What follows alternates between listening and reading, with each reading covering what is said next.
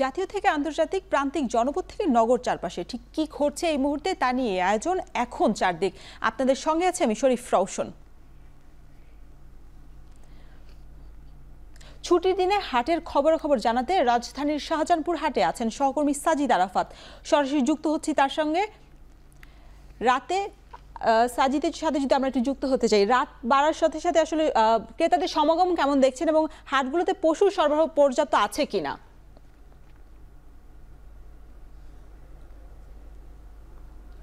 রওশন, আমরা দুপুর থেকে যে কোরবানির পশুর হাট জমে উঠেছে রাজধানীতে, সেই হাটগুলোতে ঘুরছি। এই মুহূর্তে শাহজাহানপুরের হাটের কথা যদি আমি বলি, যে এখানে পর্যাপ্ত পরিমাণে যে কোরবানির পশু সেগুলো সরবরাহ রয়েছে। এই মুহূর্তে আসলে যে চিত্র আমরা দেখতে পাচ্ছি, এখানে ক্রেতা এবং বিক্রেতার যে দর কষাকষি এবং পশু পছন্দের যে বিষয়, সেগুলো আমরা দেখছি সন্ধ্যার পর থেকে। এখানে ক্রেতা সমাগম কিন্তু আস্তে আস্তে বাড়ছে, অর্থাৎ যারা ঢাকায় ঈদ করবেন, ঢাকায় আছেন, যারা ছুটির দিন ভেবেই আজকে শুক্রবার কিন্তু অনেকেই এখানে কোরবানির যে পশু পছন্দের গরু সেটি কিনতে এসেছেন এবং দরদাম করছেন। আমরা দামের বিষয়টিও দেখছিলাম যে অনেক ক্রেতা এখানে বলছিলেন যে দাম এবার একটু বেশি। অন্যদিকে বিক্রেতারা যেটি বলছে যে তারা পরিবহন খরচ ব্যয় মিটিয়ে ঢাকার বাইরের বিভিন্ন জেলা থেকে এখানে তারা গরুগুলো নিয়ে এসছে, সেগুলো যাতে ভালো দামে বিক্রি করতে পারেন সে কারণে কিন্তু তারা একটু বাড়তি দাম বলছেন এবং সেই সাথে গোখাদ্যের দাম বৃদ্ধিরও একটি কথা তারা বলছেন। সব মিলে আসলে এই যে দর কষাকষি বা দাম নির্ধারণ করে কোরবানির পশু কেনার, শেষ পর্যন্ত কিনতে পারার যে আনন্দ, সেই আনন্দ কিন্তু আমরা দেখতে পেয়েছি অনেকের মধ্যে। অনেকেই কিন্তু পরিবারের বিভিন্ন সদস্য সহ কয়েকজন মিলে এসেছেন, একেবারে গরু পছন্দ করে নিজেদের পছন্দ মতো দাম মিটিয়ে সাধ্যের মধ্যে তারা কোরবানির পশু কিনে বাড়ি ফিরছেন। কেউ কেউ হয়তো আজ দামে মিলছে না বলে তারা হাট পরিবর্তন করছেন, এখান থেকে অন্য হাটে যাচ্ছেন। বিকেলে আমরা গাবতলীর হাটেও দেখেছিলাম যে অনেক বড় বড় গরু তারা বেশি দাম হাঁকাচ্ছে বলে। আমরা এই মুহূর্তে শাহজাহানপুরে এসে ঠিক তার বিপরীত চিত্র। এখানে গরুগুলো, এখানে যে কোরবানির পশু সরবরাহ করা হচ্ছে সেগুলো মোটামুটি মাঝারি এবং ছোট ছোট, সেগুলোর দাম তারপরেও কিন্তু অনেকেই বলছে যে দাম বেশি। আমরা যেই ছবিতে যেগুলো দেখতে পাচ্ছি, এগুলোর কিছুক্ষণ আগে আমি এখানে জিজ্ঞেস করেছিলাম এখানকার ব্যবসায়ী যারা ব্যাপারী আছেন, তারা বলছিলেন এখানে আকার ভেদে কিন্তু 1.5 লাখ, 1 লাখ, 1,60,000, 1,80,000, 2 লাখ পর্যন্ত। তবে যারা ক্রেতা কিনতে আসছেন তারা কিন্তু এই দামটিকে বেশি বলছেন, তাদের সাধ্যের চেয়ে বেশি বলছেন। তারা বলছেন যে আরো কিছুটা কম হলে তাদের জন্য বেশি সুবিধা হতো। কিন্তু এই যে দর কষাকষির যে যুদ্ধ, যে মনস্তাত্ত্বিক লড়াই, সেই লড়াই আসলে কে জিতবে শেষ পর্যন্ত, কোরবানির পশু কিনতে পেরে তারা খুশি মনে বাড়ি ফিরতে পারবেন কিনা যে সাধ্যমতো, সেটি এখন দেখার বিষয়। সেই দৃশ্য আমরা এখানে দেখতে পাচ্ছি। তো রাজধানীর শাহজাহানপুর যে গরুর হাট বা পশুর হাট, সেইখান থেকে সবশেষ খবর ছিল আমার কাছে। ধন্যবাদ সাজিদ আরাফাত। এতক্ষণ গরুর হাট থেকে আমাদের সবশেষ খবর জানাচ্ছিলেন সহকর্মী সাজিদ আরাফাত। এবার জানাবো বাড়ি ফেরার খবর। ঈদযাত্রার তৃতীয় দিনে সড়কে বেড়েছে যাত্রী চাপ। এ নিয়ে জানাতে সব রাজধানীর মহাখালী বাস টার্মিনাল থেকে যুক্ত হচ্ছেন রাব্বি হোসেন। রাব্বি, বাস টার্মিনালগুলোতে ভিড় কেমন দেখছেন বা বাড়তি ভাড়া নেওয়ার কোনো অভিযোগ আছে কিনা? রওশন, সন্ধ্যার পর থেকেই বাস কাউন্টারগুলোতে যাত্রীদের চাপ বেড়েছে অত্যধিক। সকালে যেই চাপ ছিল তার চেয়ে দ্বিগুণ চাপ এই সন্ধ্যার পর থেকে। যেহেতু ঈদের 2 দিন সময় বাকি আছে, অনেকেই তোড়জোড় করছেন, বাড়ি যাওয়ার একটা তাড়া রয়েছে। যেহেতু মুসলমানদের সবচেয়ে বড় ধর্মীয় উৎসব ঈদুল আজহা, পশু কুরবানির একটা বিষয় থাকে, একটা আমেজ থাকে, একটা বাড়তি উত্তেজনা থাকে, যার ফলে অনেকেই পরিবার পরিজনদের নিয়ে এই বাস কাউন্টারে অপেক্ষা করছেন। তাদের যেই অপেক্ষার পালা সেটা কখন শেষ হবে তারই একটা অধীর আগ্রহ নিয়ে এখানে দাঁড়িয়ে আছেন, অপেক্ষা করছেন এবং বাসগুলোতে আসলে ওঠার চেষ্টা করছেন। আমরা দেখছি অসংখ্য বাস এখানে আছে, পাশাপাশি অসংখ্য যাত্রীও রয়েছে এবং ভাড়ার যে বিষয়টি আসলে যাত্রীদের, এটা আসলে পুরনোই একটা অভিযোগ যে এই ঈদ মৌসুম আসলে যে বাড়তি ভাড়া নেওয়ার একটা অভিযোগ থাকে, এখনও কিন্তু সেই অভিযোগটা আসলে রয়েছে। এবং আমরা এসেও এখানে দেখেছি যে যাত্রীরা আসলে বলছিলেন কোথাও কোথাও 100 থেকে শুরু করে 200, 300, 400 টাকা পর্যন্ত আসলে বাড়তি ভাড়া নিচ্ছেন, এমন অভিযোগ করেছেন কিছু কিছু কাউন্টারে। তবে এখানে আসলে বাস কাউন্টারগুলোর যারা কর্তৃপক্ষ আছেন তারা বলছেন যে আসলে বাড়তি ভাড়া নেওয়া হচ্ছে না। এই যে একটা দুমুখী যে প্রতিক্রিয়া, সেটি আসলে কিন্তু আমরা এই বাস কাউন্টারগুলোতে এসে আসলে দেখতে পাচ্ছি। তবে আসলে বলা যায় যে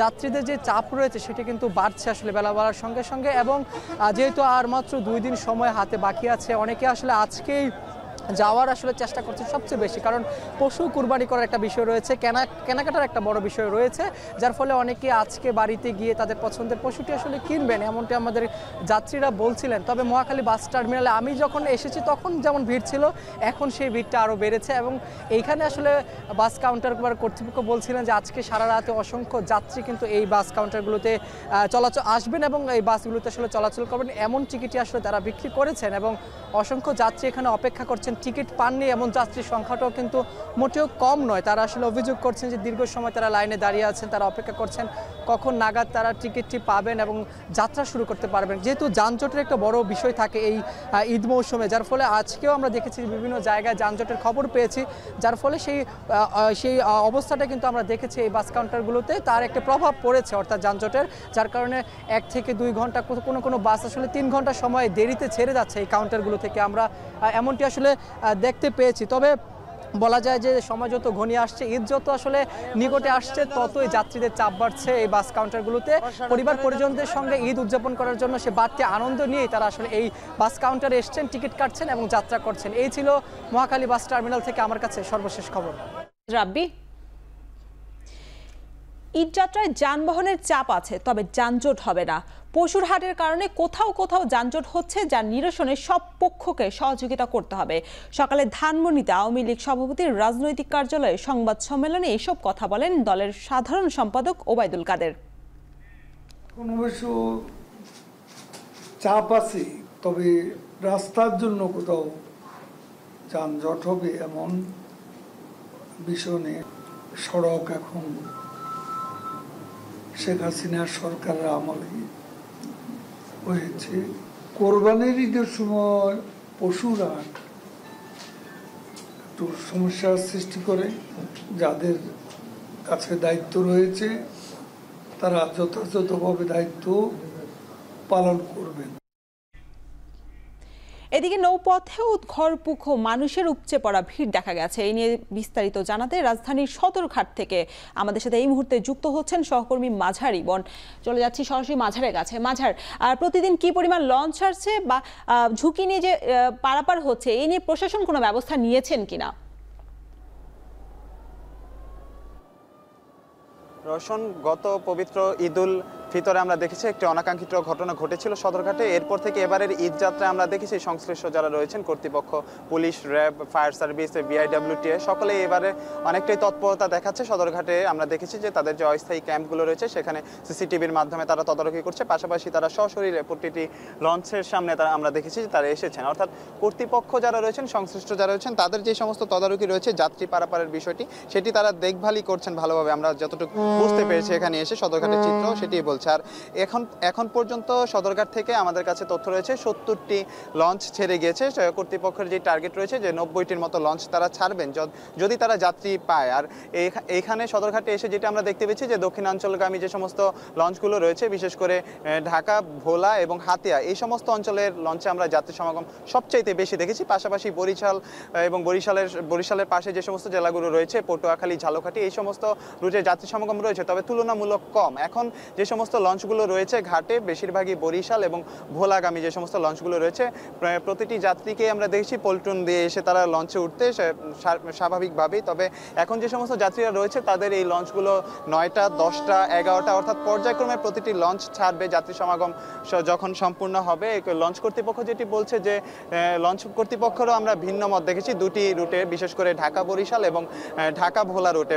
ঢাকা বরিশাল রুটে যে সমস্ত লঞ্চ কর্তৃপক্ষ রয়েছে তারা বলছেন যে প্রতিবার যেমন তারা আশায় থাকেন যে ঈদ আসলে তাদের কিছুটা ব্যবসা বাণিজ্য হবে, সেই আশা এবার অনেকটাই ভাটা পড়েছে। আর ঢাকা ভোলা রুটে যে সমস্ত লঞ্চগুলো রয়েছে তারা যেটি বলছেন যে তুলনামূলক যাত্রী হয়েছে, তবে তারা যেভাবে আশা করেছিল যাত্রী সমাগম সেটি এখনো হয়নি। তারা যেটি বলছেন যে আগামীকালকে সম্পূর্ণরূপে যে সমস্ত গার্মেন্টসগুলো রয়েছে, শিল্প কারখানাগুলো রয়েছে বেসরকারি, সেটি বন্ধ হবে, তখন যাত্রী সমাগম আরও বৃদ্ধি পেতে পারে। এখন যে সমস্ত যাত্রীরা রয়েছে ঘাটে তারা প্রত্যেকে আমরা দেখেছি যে লঞ্চের ভেতরে রয়েছেন, তারা বিশ্রাম নিচ্ছেন। যখন লঞ্চ ছাড়বে তখন তারা তাদের উদ্দেশ্যে রওনা করবেন। সব মিলিয়ে যদি বলতে চাই, এবারের ঈদ যাত্রায় যে সমস্ত যাত্রীরা নৌপথে যাচ্ছেন তারা অনেকটাই সদরঘাটের চিত্র আমরা যদি বলতে চাই, তারা স্বাচ্ছন্দ্যেই তাদের পছন্দের লঞ্চে তারা উঠতে পারছেন এবং তারা যাচ্ছেন। এখন যে লঞ্চগুলো আমরা দেখাচ্ছি মূলত বরিশাল অঞ্চলের এই লঞ্চগুলো, সুন্দরবন 10, সুরভি 7, পার্বত্য 12, শুভরাজ 9, এই সমস্ত লঞ্চগুলো মূলত বরিশালের উদ্দেশ্যে যাবে। পাশাপাশি ওই পাশে যে সমস্ত লঞ্চগুলো রয়েছে সেগুলো ভোলা, হাতিয়া অঞ্চলে যাবে।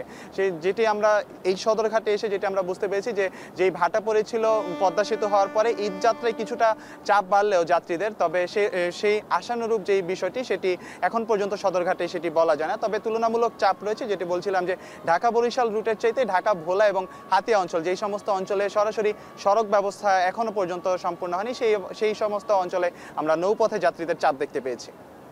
ইমন, এতক্ষণ নৌপথে ঘরে ফেরার মানুষের কথা জানাচ্ছিলেন মাঝারি ইমন। এখন চারদিকে নিচ্ছে একটা বিরতি, ফিরছি একটু পরেই।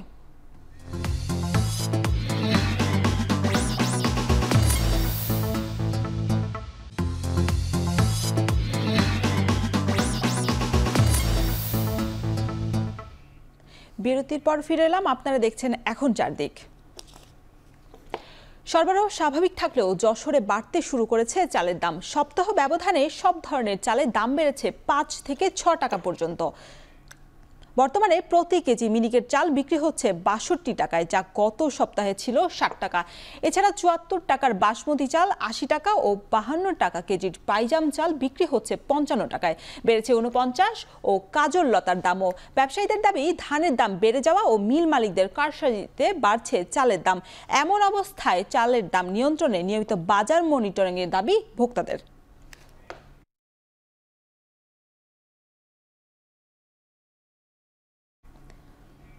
ঈদ ঘিরে চট্টগ্রামের মশলার বাজারে বেচাকেনা বেড়েছে 3 থেকে 4 গুণ। চাহিদার সঙ্গে পাল্লা দিয়ে বেড়েছে দামও। সপ্তাহের ব্যবধানে কেজি প্রতি এলাচের দাম বেড়েছে 300 টাকা। বর্তমানে এলাচ বিক্রি হচ্ছে 3800 থেকে 4200 টাকায়। এছাড়া জিরা বিক্রি হচ্ছে 780 থেকে 1000 কেজি দরে। এদিকে 1800 টাকায় কেজি দরে ক্রেতাদের কিনতে হচ্ছে লবঙ্গ। এছাড়া দারুচিনি, গোলমরিচ, ধনিয়া, আদা, রসুন ও পেঁয়াজের দামও বেড়েছে কেজিতে 50 টাকা পর্যন্ত। ক্রেতারা বলছেন, বাজার মনিটরিং না করায় চাহিদাকে পুঁজি করে দাম বাড়াচ্ছেন বিক্রেতারা।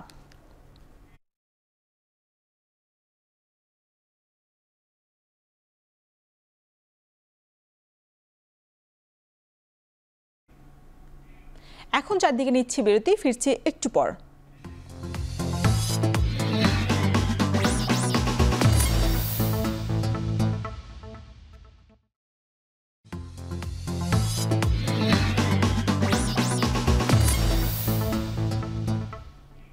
বিরতির পর ফিরে এলাম, আপনারা দেখছেন এখন চারদিক। এখন জানাবো আন্তর্জাতিক খবর। শিখ বিচ্ছিন্নতাবাদী হত্যা ইস্যুতে ভারতের প্রধানমন্ত্রী নরেন্দ্র মোদীর মুখোমুখি হতে পারেন মার্কিন প্রেসিডেন্ট জো বাইডেন। ইতালির দক্ষিণে পুগলিয়া অঞ্চলে G7 সম্মেলনের সাইডলাইনে বসতে পারেন দুই নেতা।